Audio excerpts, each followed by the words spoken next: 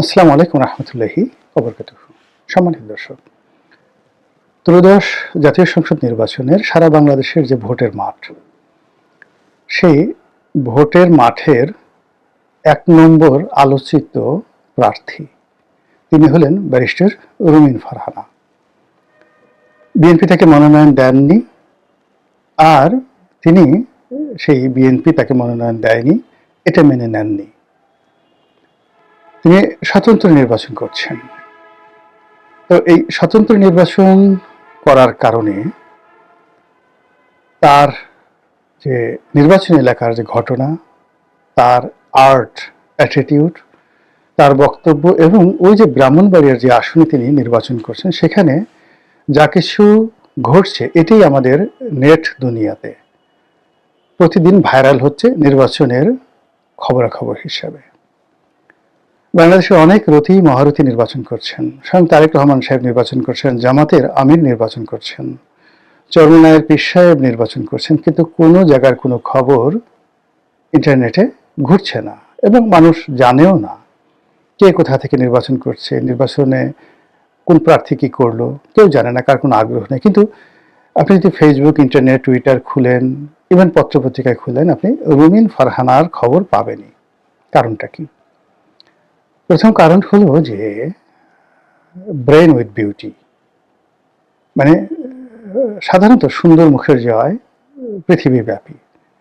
তার সঙ্গে যদি মেধা এবং সাহস থাকে, পারিবারিক যাকে বলা হয় ঐতিহ্য থাকে, যে জিনিসগুলো রুমিন ফারহানার রয়েছে, এবং এই কারণে তিনি প্রার্থী হিসেবে আকর্ষণীয় বা আকর্ষণীয়া।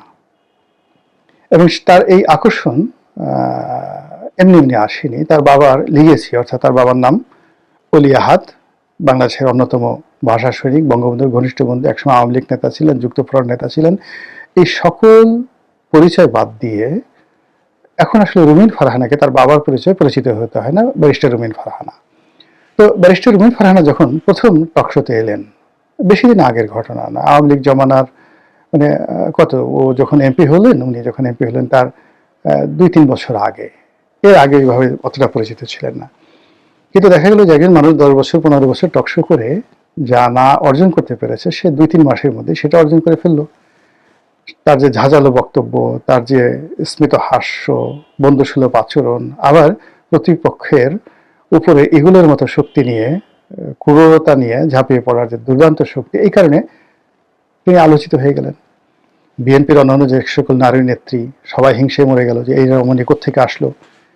তারপরে কি বলে, সবাই তাকে নিয়ে নাচানাচি করছে, বিএনপির সব নেতারা, মানে একটা টপ টু লো, শুধু রুমিন ফারহানা, রুমিন ফারহানা, রুমিন ফারহানা, রুমিন ফারহানার জিকিরে মানে বিএনপি মানে বলতে গেলে সবাই, মানে তার সে প্রভাবশালী নেত্রী কেউ ছিল না সেই ২০১৮ সাল পর্যন্ত। পরবর্তীতে তিনি যখন সংসদ সদস্য হলেন মহিলা কোঠায়, তো সংসদ সদস্য হওয়ার পর ধরে নিলেন যে তারেক রহমান সাহেব তাকে খুবই পছন্দ করেন। আর এটা নিয়ে তো মানুষ নানা রকম কথাবার্তা, কেন পছন্দ করেন, কি কারণে পছন্দ করেন, সূত্র কি, ডাজ নট ম্যাটার। রুমিন এগুলো নিয়ে কোনো চিন্তা ভাবনা না করে সে তার সংসদে তার দায়িত্ব কর্তব্য প্রাণান্ত চেষ্টা করলো এবং দলকে সেভ করার জন্য, দলের আইডিওলজি আপহোল্ড করার জন্য সে সংসদে আমি মনে করি যে সর্বোচ্চ ত্যাগ স্বীকার করেছে। এরপরে যখন সেই সংসদ থেকে তিনি পদত্যাগ করলেন, সবাই ধরে নিল যে সামনে যে নির্বাচনে আসবে বিএনপি থেকে যদি একজন রমণীকে মনোনয়ন দেওয়া হয়, রুমিন ফারহানা সেখানে পাবেন। দলের ভিতরে তার একটা জনমত তৈরি হলো, নির্বাচন এলাকায় তৈরি হলো। তারপর যাকে বলা হয় সাধারণ যারা এলিট মহল, বিশেষ করে প্রথম আলো, ডেইলি স্টার গ্রুপ, তারা সবাই রুমিন ফারহানার পক্ষে অবস্থান নিল। কিন্তু এর মধ্যে যেটা করলো রুমিন, সেটা হলো এই গত ১৭ মাসে এই যে বিএনপির লোকজন যে সকল চাঁদাবাজি, দুর্নীতি, অনিয়ম শুরু করেছিল, এগুলোর ব্যাপারে তিনি প্রতিবাদ শুরু করলেন। এবং বিএনপির মধ্যে পদ পদবি, যেমন আমি প্রতিবাদ করেছি প্রথম দিন থেকে, কিন্তু আমি তো আসলে বিএনপির কোনো পোর্টফোলিওতে নেই, আমার কোনো সাধারণ মেম্বারশিপ নেই। কিন্তু রুমিন তো মানে এমপি ছিল, বিএনপির এমপি ছিল, তারপর বিএনপির সহ আন্তর্জাতিক বিষয়ক সম্পাদক, এরকম একটা পদ পদবিতে আছে। তো কাজেই তার এই বক্তব্য দলের যারা কর্তা ব্যক্তি তারা গোস্বা করলো যে সে দলের ভিতরে থেকে এভাবে দলের বিরুদ্ধে বলে, এবং আস্তে আস্তে আস্তে আস্তে তার থেকে মুখ ফিরিয়ে নেওয়া শুরু করলো। আর যত মুখ ফিরিয়ে নেওয়া শুরু করলো, রুমিন তত বেশি বেপরোয়া হয়ে যাওয়া শুরু করলো, এবং শেষমেশ তাকে মনোনয়ন না দিয়ে ওখানে জোটের একজন প্রার্থী জুনায়েদ হাবিবি তাকে দেওয়া হলো, এবং রুমিন ঘোষণা করলো যে আমি স্বতন্ত্র দাঁড়াবো, এবং সে স্বতন্ত্র দাঁড়িয়েছে।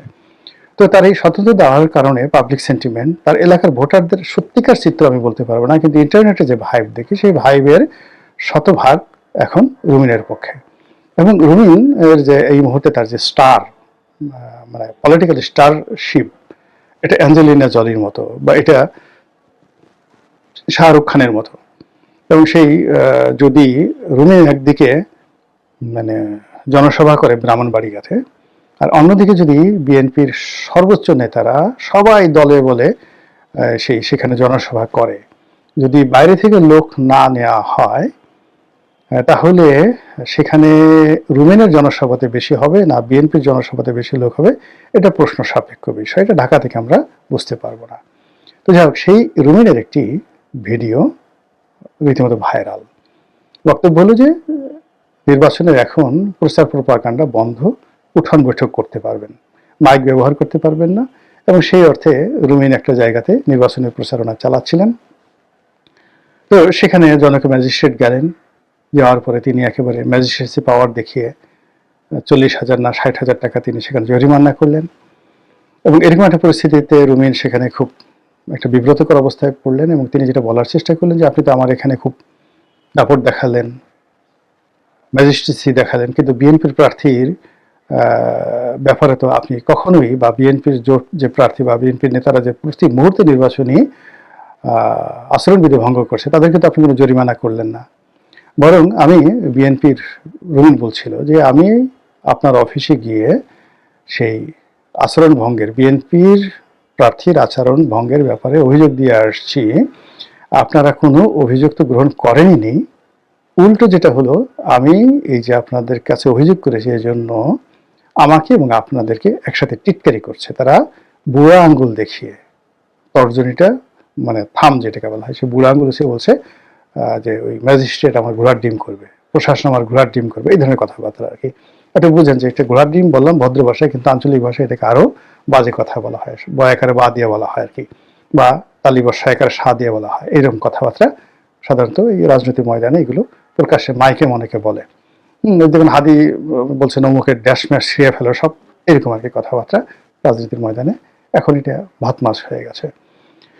তো সেই কথাটাই রুমিন বলার চেষ্টা করছেন, কিন্তু ছবিটা যেভাবে আসছে অ্যাজ ইট ইজ মনে হয়েছে যে ব্যারিস্টার রুমিন ফারহানা ওই ম্যাজিস্ট্রেটকে বুড়ো আঙ্গুল দেখিয়েছেন, কিন্তু ঘটনা তা নয়। তিনি বলার চেষ্টা করেছেন যে আসলে আপনাদেরকে অন্যরা বুড়ো আঙ্গুল দেখাচ্ছে, সেখানে আপনারা কিছু করতে পারছেন না, আর আমরা আপনাদের অনুগত, আমাদের কাছে এসে আপনারা এখানে জরিমানা করছেন, ম্যাজিস্ট্রেটকে দেখাচ্ছেন, কিন্তু দিস দ্য ফার্স্ট টাইম, এইবার আপনাদের হুকুম মানলাম, কিন্তু দ্বিতীয়বার আর মানব না। এখন এই যে তার যে ক্রোধ, তার যে চোখের অগ্নিস্ফুলিঙ্গ, বা তার যেভাবে সে একেবারে রায় বাঘিনীর মতো ওখানে ঝাঁপিয়ে পড়েছিল, এটা তিনি কেন করলেন? তিনি তো আসলে এরকম করেন না। তিনি সদা হাস্য, ওয়েল বিহেভড, ওয়েল ম্যানার্ড, ভদ্রলোকের সন্তান। তো রাজনীতির ময়দানে তিনি ওখানে ওইরকম দেখালেন কেন? অনেকটা হাসনাতের মতো, মানে উনি সেখানে একটা জিদ দেখানোর চেষ্টা করলেন, কারণটা কি? বা নাসিরুদ্দিন পাটোয়ারির মতো কেন? মূল ব্যাপারটা হলো এটা রাজনীতির ময়দানের একটা ট্র্যাডিশন হয়ে দাঁড়িয়েছে। নেতা এবং কর্মী সবসময় চায় যে তাদের নেতা, যিনি সর্বোচ্চ নেতা হবেন, মানে এমপি প্রার্থী হবেন, তার সাহস থাকতে হবে, শক্তি থাকতে হবে, এবং যে কোনো একটা সমস্যার সমাধান করার মতো তার তাগদ থাকতে হবে। তো সেক্ষেত্রে রুমিন যদি ভয় পেয়ে যেত, তারপর সেসব চুয়া চুয়া করে ম্যাজিস্ট্রেটের হাতে পায়ে ধরতো, মাফ করে দেন, আর করবো না, ইত্যাদি ইত্যাদি ইত্যাদি, অর্ধেক নেতাকর্মী এই মাঠ থেকে চলে যেত। এটাই নিয়ম। কিন্তু ওই যে রুমিন যে রাগ হয়ে গেছে, চোখ গোল গোল করেছে, আশেপাশের নেতারা সবাই বলা শুরু করেছে যে না, নেতা তো এরকমই হওয়া উচিত, এর সাথে কাজ করলে সে আমাদেরকে ছেড়ে যাবে না, একে যদি কেউ আঘাত করতে আসে সে সহজে কাউকে ছাড়বে না, সেটা মিলিটারি হোক, ম্যাজিস্ট্রেট হোক, কাজে আমরা নিরাপদ। এবং এটা ভোটের মাঠের একটা চিরাচরিত রাজনীতি। বাংলাদেশের যত ভদ্রলোক দেখেন না কেন, একেবারে প্রমাণিত যারা ভদ্রলোক, তারাও ঠিক এরকম একটা পরিস্থিতিতে যদি এইরকম আচরণ না করে, রুমিনের মতো আচরণ না করে, তাহলে তারা নির্বাচনের ময়দানে টিকে থাকতে পারবেন না। দ্বিতীয়ত, এখানে রুমিন যে কোনোভাবে রুমিনকে প্রভোগ করা হচ্ছে, তাকে একটা কন্ট্রাডিকশন অ্যান্ড কনফ্লিক্টে ফেলে দেওয়া হচ্ছে। এবং এই যে তাকে নিয়ে মানুষের যে সহানুভূতি, মানুষের যে একটা ব্লাইন্ড সাপোর্ট, মিডিয়াগুলো যে তাকে নিয়ে মাথামাতি করছে, এই জায়গাগুলো বিএনপিকে খুব অপমান করছে। বিএনপির খুব ইগোতে লাগছে যে আমরা যাকে দূর দূর করে তাড়িয়ে দিলাম, সবে মানুষের তো উচিত তার দিকে না তাকানো, তাকে দূর দূর করে তাড়িয়ে দেওয়া, কিন্তু আমরা যাকে তাড়িয়ে দিলাম সবাই থেকে কোলে তুলে নিচ্ছে। তাহলে কি আমাদের জনপ্রিয়তা নেই? এবং এখানে অনেক ক্ষেত্রে এই ঘটনা ঘটছে। বিএনপি যাদেরকে বহিষ্কার করেছে, সাধারণ মানুষ তাদের পক্ষে দাঁড়িয়ে গেছে। বিএনপি যাদেরকে কোলে তুলে নেওয়ার চেষ্টা করেছে, সাধারণ মানুষ তাদের বিরুদ্ধে খেপে গিয়েছে।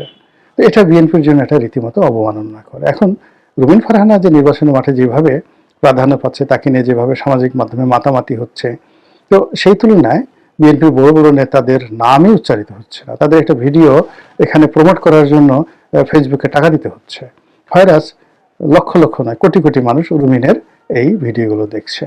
তো এই যে রাজনীতির একটা যে চিরাচরিত পন্থা, এই পন্থা অনুযায়ী যদি রুমিন আসলে শেষ পর্যন্ত জিতে যায় এবং পার্লামেন্ট মেম্বার হিসেবে সে যদি সংসদে যায়, তাহলে ক্ষমতা জামাত থাকুক আর বিএনপি থাকুক, আমার কাছে মনে হচ্ছে অনেকের জন্য বিষয়টি অস্বস্তিকর হয়ে পড়বে। মহান আল্লাহ আমাদের সবাইকে হেদায়েত দান করুন, হেফাজত করুন। আসসালামু আলাইকুম রহমতুল্লাহি ওয়া বারাকাতুহু।